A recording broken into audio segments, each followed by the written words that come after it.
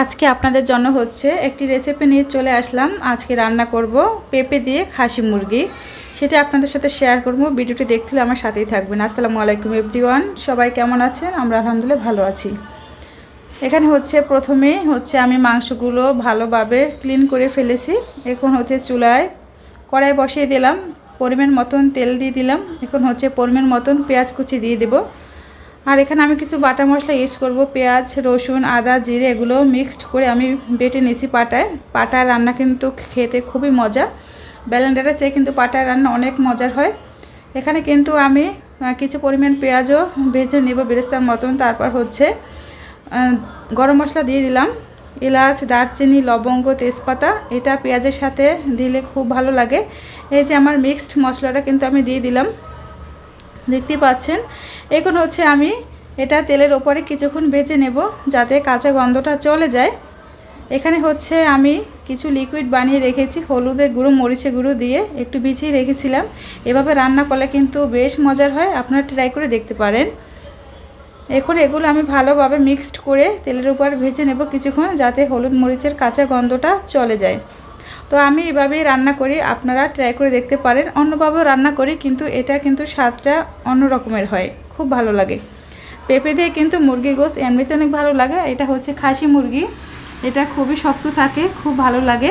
পেঁপেটা কিন্তু আমি ভালোভাবে ছোট ছোট করে কেটে পরিষ্কার করে নিয়েছি। এখন পেঁপেটা মশলার ভিতরে দিয়ে দেব। মশলাটা কিন্তু আমার কষানো হয়ে গেছে, দেখতে পাচ্ছেন তেলটা উপরে ভেসে আসছে। এখন সুন্দর করে পেঁপেটা দিয়ে ভালোভাবে কষিয়ে নিতে হবে, যাতে পেঁপেটা একটু সেদ্ধ হয়ে যায়। কিছুক্ষণ পর আমি মুরগিটা দিয়ে দেব। দেখতে পাচ্ছেন পেঁপেটা কিন্তু সুন্দর করে আমার কষানো হয়ে গেছে। অল্প অল্প আঁচে করে কষাতে হবে, নাহলে পুড়ে যেতে পারে, খেয়াল রাখবেন।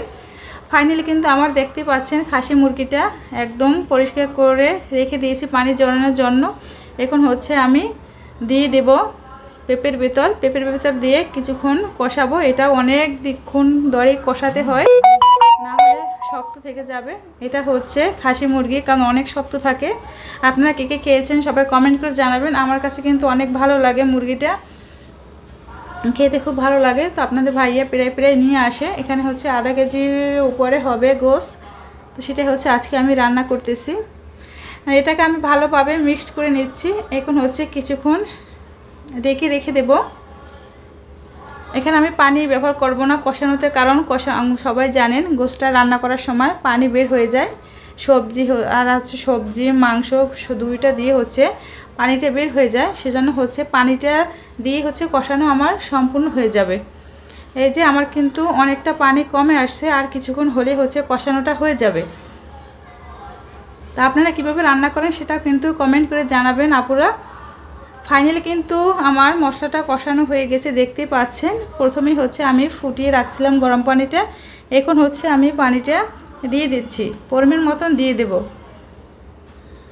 এটা অনেকক্ষণ জাল করতে হবে, অনেক শক্ত থাকে মুরগিটা, সেজন্য 3টে কাঁচামরিচ দিয়ে দিলাম। আর এটা একটু জাল রান্না করার চেষ্টা করবেন, তাহলে ভালো লাগে। আমার কিন্তু রান্নাটা হয়ে গেছে, দেখতেই পাচ্ছেন। এখন উপর থেকে কিন্তু আমি জিরের গুঁড়ো ছড়িয়ে দিচ্ছি। জিরের গুঁড়োটা, গরম মশলা গুঁড়োটা দিলে কিন্তু একটা ফ্লেভার যে আসে, সেই খুব মজার হয়। জিরে গুঁড়োটা দিলে স্বাদটাই ভিন্ন ধরনের হয়ে যায়, খুব ভালো লাগে। তো কেমন হয়েছে সবাই কমেন্ট করে জানাবেন। কালারটা দেখে বুঝতেছেন অবশ্যই রান্নাটা কেমন হয়েছে। আলহামদুলিল্লাহ, রান্নাটা কিন্তু খুব দারুণ হয়েছিল। তো আপনারা এভাবে রান্না করে দেখতে পারেন। যে বাচ্চারা সবজি খায় না, তাদের এভাবে সবজি দিয়ে গোশত রান্না করে খাওয়াতে পারেন। আজকের ভিডিওটি পর্যন্ত ভালো লাগলে লাইক, কমেন্ট, শেয়ার করবেন। ভুল ত্রুটি হলে ক্ষমা দৃষ্টিতে দেখবেন। আল্লাহ হাফেজ, আসসালামু আলাইকুম।